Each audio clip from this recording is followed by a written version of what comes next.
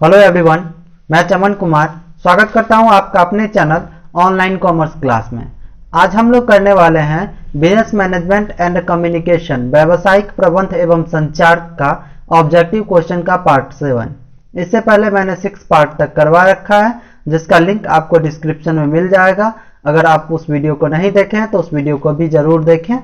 चलिए, आज का हमारा पहला क्वेश्चन है, क्वेश्चन नंबर 96 से स्टार्ट होता है। नियुक्तिकरण पर व्यय किया गया धन है। Money spent on in staffing is, option number A है धन की बर्बादी, wastage of money. Option number B है हमारा आवश्यक, नेसेसरी। ऑप्शन नंबर सी है विनियोजन, इन्वेस्टमेंट। ऑप्शन नंबर डी है हमारा इनमें से कोई नहीं, नन ऑफ दीज। तो देखिए, जैसे कि बात है, नियुक्तिकरण जो है हमारा ये प्रबंध का एक प्रोसेस है। और हम नियुक्तिकरण क्या करते हैं? नियुक्तिकरण के अंतर्गत हम क्या करते हैं, अपने संगठन के अंतर्गत जो पद हमारे खाली हैं उसके लिए हम सुयोग्य कर्मचारी और सही समय पर उपलब्ध करवाने का काम करते हैं, और साथ में उन कर्मचारी को समय समय पर ट्रेनिंग देने का भी काम करते हैं। मान लीजिए आप एक कर्मचारी को ट्रेनिंग देने में जो पैसे खर्च कर रहे हैं वो आपको क्या हो गया, वो आगे जाके आपको उस कर्मचारी से बेनिफिट के तौर पे उसके द्वारा किया गया अच्छे कामों से मिलेगा। इसलिए क्या करते हैं, हम नियुक्तिकरण में जितना पैसा इन्वेस्ट करते हैं, खर्च करते हैं, व्यय करते हैं, वो हमारा क्या कहलाता है, वो हमारा इन्वेस्टमेंट कहलाता है। क्योंकि अगर किसी कर्मचारी को हम ट्रेंड कर रहे हैं तो उसका जो हमको फायदा होगा वो लॉन्ग टर्म में आएगा। समझ गया? इसलिए ये क्या होता है, एक इन्वेस्टमेंट होता है। चलिए, तो हमारा option number C right answer होगा। 97 नंबर क्वेश्चन, नियुक्तिकरण उत्तरदायित्व है। Staffing is the responsibility of निम्न प्रबंध, लोअर मैनेजमेंट, मध्यम प्रबंध, मिडिल लेवल मैनेजमेंट, उच्च प्रबंध, टॉप लेवल मैनेजमेंट, इनमें से सभी। देखिए, नियुक्तिकरण किसका उत्तरदायित्व, कौन अपने संगठन में नियुक्तिकरण की प्रक्रिया को करता है? तो जहां तक आप लोगों को पता होगा कि नियुक्तिकरण कौन करता है, लोअर लेवल मैनेजमेंट को जब पता चलेगा कि हमारे संगठन में जो उनके अंदर हैं उनमें कर्मचारियों की कमी है, तो वो नियुक्तिकरण की प्रक्रिया जो है, पहला मैन पावर प्लानिंग होता है। अब मैन पावर प्लानिंग क्या होता है, इसमें हम नियोजन करते हैं कि हमारे संगठन में कब, कितनी मात्रा में और किस लेवल के कर्मचारी की आवश्यकता होगी। तो इसको क्या कहते हैं, मैन पावर प्लानिंग, मतलब कि नियोजन, मानव का नियोजन, मानव संसाधन प्रबंध का नियोजन करता है। तो ये तीनों स्तर के कर्मचारी, निम्न लेवल प्रबंध, टॉप लेवल प्रबंध और मिडिल लेवल प्रबंध, ये सारे लेवल्स ऑफ मैनेजमेंट क्या करते हैं, पहले मैन पावर प्लानिंग करते हैं। उसके बाद इसमें रिक्रूटमेंट की प्रक्रिया स्टार्ट होती है। तो यहां पर हमारा option number D is a right answer. चलिए, 98 नंबर क्वेश्चन क्या देखते हैं। मानव संसाधन प्रबंध में सम्मिलित है। ह्यूमन रिसोर्सेज मैनेजमेंट इंक्लूड भर्ती, रिक्वायरमेंट, चयन, सिलेक्शन, प्रशिक्षण, ट्रेनिंग, ये सभी ऑल ऑफ दीज। तो देखिए, मानव संसाधन प्रबंध के अंतर्गत क्या किया जाता है, सबसे इसमें बहुत सारे स्टेप्स होते हैं। चलिए, जिनका नाम मैं आपको एक एक करके समझाने के साथ बताता हूं। पहला, मैंने इससे पहले क्वेश्चन में बताया था मैन पावर प्लानिंग, मानव संसाधन प्रबंध नियोजन। उसके अंतर्गत क्या बताया था मैंने कि सबसे पहले क्या करते हैं, हमारे संगठन में जिस विभाग में जिस कर्मचारी की आवश्यकता है उसका हम क्या करते हैं, प्लानिंग करते हैं कि हमें इस समय पे इस कर्मचारी की आवश्यकता होगी। उसके बाद क्या करते हैं, हम रिक्रूटमेंट प्रोसेस स्टार्ट करते हैं। इसमें हम क्या करते हैं, सिलेक्शन से पहले जो हम एप्लीकेशन के लिए अब लोगों को जागरूक करते हैं, जो हमारे लिए एलिजिबल हैं उनसे एप्लीकेशन का रिक्वायरमेंट करते हैं, एप्लीकेशन मंगवाते हैं। भर्ती की प्रक्रिया वहीं से स्टार्ट होती है, और उसके अंतर्गत सभी जो जितने भी एप्लीकेशन आते हैं उनको छटनी करते हैं, और जो उपयुक्त होता है उनका क्या करते हैं, हम सिलेक्शन करते हैं। सिलेक्शन के बाद क्या करते हैं, उनको सबसे पहले अपने संगठन के बारे में, अपने ऑर्गेनाइजेशन के बारे में, अपने कंपनी के बारे में उनको जानकारी देते हैं। तो वो होता है हमारा इंडक्शन, उसमें जानकारी दी जाती है अपने संगठन के बारे में। उसके बाद होता है कि समय समय पर जो हमारे कर्मचारी होते हैं उनको ट्रेनिंग दी जाती है। जिससे कि वो अपनी कार्यकुशलता में वृद्धि करते रहें। तो इसके लिए क्या दी जाती है? ट्रेनिंग दी जाती है। तो ये सभी स्टेप्स जो हैं वो मानव संसाधन प्रबंध में सम्मिलित हैं, इसलिए हमारा option number D is the right answer. चले, नियुक्तिकरण है स्टाफिंग इज संगठन का भाग, पार्ट ऑफ ऑर्गेनाइजेशन, कर्मचारी प्रबंध कार्य, फंक्शन ऑफ पर्सोनेल मैनेजमेंट, प्रबंध का कार्य, फंक्शन ऑफ मैनेजमेंट, ये सभी ऑल ऑफ दीज। तो देखिए, जैसा कि मैंने बताया कि नियुक्तिकरण के अंतर्गत क्या होता है कि हम कर्मचारी के बारे में प्रबंध करते हैं कि हमारे संगठन में कितने मात्रा में कर्मचारी किस समय चाहिए। तो इसके लिए तो ये बी नंबर ऑप्शन हमारा सही होगा। और ये एक संगठन का भाग है। क्यों संगठन का भाग है? क्योंकि ये कर्मचारी ही मिलके एक संगठन का निर्माण करते हैं। और तीसरा हमारा प्रबंध का कार्य, क्योंकि प्रबंध का तीसरा महत्वपूर्ण कार्य है नियुक्तिकरण, जिसके अंतर्गत हम संगठन ऑर्गेनाइज कर लेने के बाद हमें अब सारा सामान हमारे पास आ गया, तो हम किस चीज की, अब हमें मानव की जरूरत होगी, कर्मचारी की जरूरत होगी, तो इसलिए हम नियुक्तिकरण करते हैं। तो यह प्रबंध का भी कार्य है। और ऑप्शन नंबर डी है ये सभी ऑल ऑफ दीज। तो यहां पर हमारा option number D is a right answer, all of these. 100 number question है, कर्मचारियों का प्रशिक्षण है एम्प्लॉय ट्रेनिंग इज आवश्यक, नेसेसरी, अनावश्यक, अननेसेसरी, अनिवार्य, कंपलसरी, धन की बर्बादी, वेस्टेज ऑफ टाइम। तो देखिए, जैसा कि मैंने पहला क्वेश्चन में ही बताया था, जो 96 नंबर क्वेश्चन था, कि अगर हम कर्मचारी को प्रशिक्षित करते हैं, उसको ट्रेनिंग प्रोवाइड करते हैं, तो उसका हमें फायदा बहुत आगे तक मिलता है। क्योंकि अगर एक कर्मचारी हमारा ट्रेंड हो जाएगा तो उससे क्या होगा, हमारे जो प्रोडक्ट्स होंगे, जो हम उत्पादन करेंगे सामान का, उसका जो गुण होगा, गुणवत्ता होगा, उसका जो वैल्यू होगा वो बढ़ जाएगा। क्यों बढ़ जाएगा? क्योंकि वो एक प्रशिक्षित व्यक्ति द्वारा उत्पादित वस्तु होगा। तो जिसके पास उस वस्तु का कला होगा, हमारा रॉ मटेरियल जो कच्चा सामान होगा वस्तु को बनाने में, उसका खर्च कम होगा। क्यों कम होगा? क्योंकि वो एक ट्रेंड आदमी के द्वारा बनाया जाएगा। और इसके लिए जब ट्रेंड आदमी उसे बनाएंगे तो उसमें जो रॉ मटेरियल लगेगा तो वो एक बार में ही बना लेंगे। नहीं तो अगर कोई आदमी जो अनट्रेंड है, जो उस काम को नहीं जानता है, मान लीजिए आपको ही हम मिट्टी का घड़ा बनाने के लिए दे देंगे, तो आप क्या करेंगे? आप एक ही काम करने में ज्यादा समय लगाएंगे। और कोई अगर ट्रेंड आदमी उस काम को करेगा तो क्या करेगा? कम समय में ही उस काम को निपटा लेगा। तो हमारा 100 नंबर क्वेश्चन का आंसर है ए, आवश्यक। चलिए, अब है हमारा 101, संगठन में के जीवन में भर्ती होती है, requirement in the life of organisation is, एक बार, वंस, दो बार, ट्विस्ट, कभी कभी, ओकेजनली, निरंतर, कंटिन्यूअस। देखिए, संगठन है, अब जब बहुत बड़ा संगठन है या छोटा भी संगठन है तो उसमें हमें कर्मचारी की जरूरत पड़ती ही रहती है।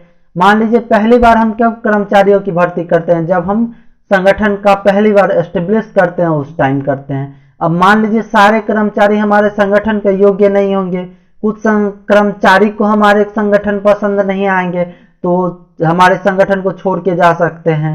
इसलिए हमें बेटर मैनेजमेंट करना पड़ेगा, जिससे कि हम एक ही कर्मचारी को अपने संगठन में लंबे समय तक रोक के रखें। क्योंकि अगर हम एक अनट्रेंड कर्मचारी को अपने संगठन में रोक के बहुत दिनों तक रखते हैं, जबकि एक ट्रेंड कर्मचारी आएगा, तो दोनों में यह अंतर होगा कि बार बार ट्रेंड कर्मचारी आने से अच्छा होगा कि एक अनट्रेंड कर्मचारी ही हमारे संगठन को साथ देगा। क्यों देगा? क्योंकि उसके पास एक्सपीरियंस होगा।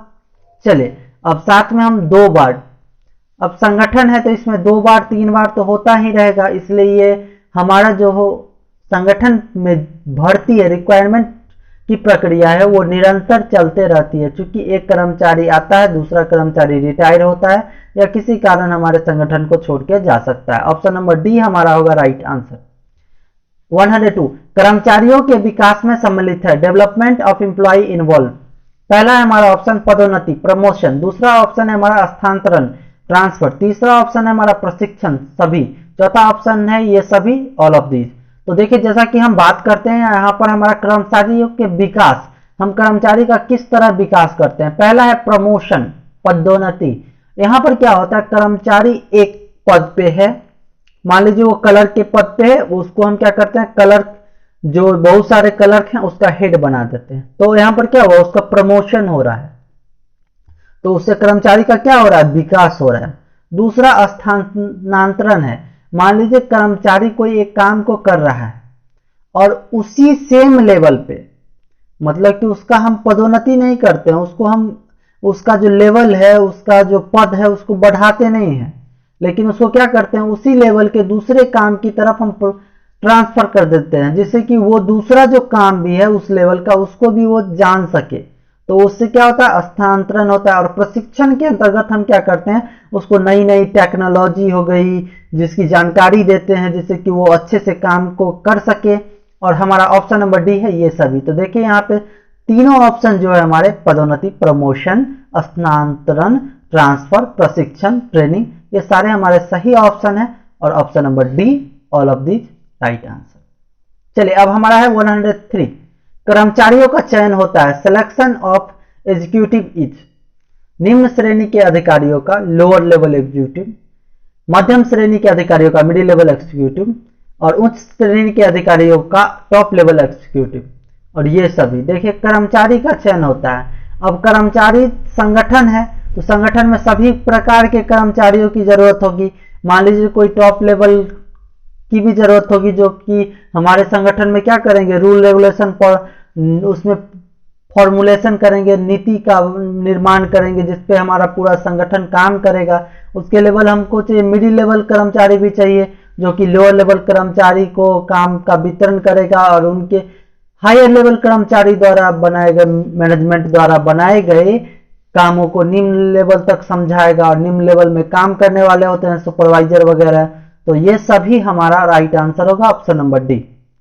विकास का उद्देश्य 104 है हमारा, विकास का उद्देश्य, ऑब्जेक्टिव ऑफ डेवलपमेंट, योग्यता में वृद्धि, इंक्रीज इन नॉलेज, श्रेष्ठ निष्पादन, बेटर परफॉर्मेंस, पदोन्नति के अवसर, इंक्रीज इन नॉलेज, ये सभी। देखिए विकास का उद्देश्य पहला होता है योग्यता में वृद्धि। जब हम किसी वस्तु नहीं, किसी व्यक्ति को ट्रेंड करते हैं, उसके योग्यता में वृद्धि करते हैं, उसको नॉलेज प्रोवाइड करते हैं, तो वो क्या होता है, उसमें खुद व खुद डेवलपमेंट होता है। तो विकास का एक उद्देश्य है कि व्यक्ति या कर्मचारी के योग्यता में वृद्धि, उसका श्रेष्ठ निष्पादन, बेटर परफॉर्मेंस। देखिए जब डेवलपमेंट होगा तो वो मैंने इससे पहले भी बताया था, एक ट्रेंड जो कर्मचारी होंगे वो कम से कम टाइम लेंगे और कम से कम रॉ मटेरियल बर्बाद करेंगे किसी वस्तु को बनाने के लिए।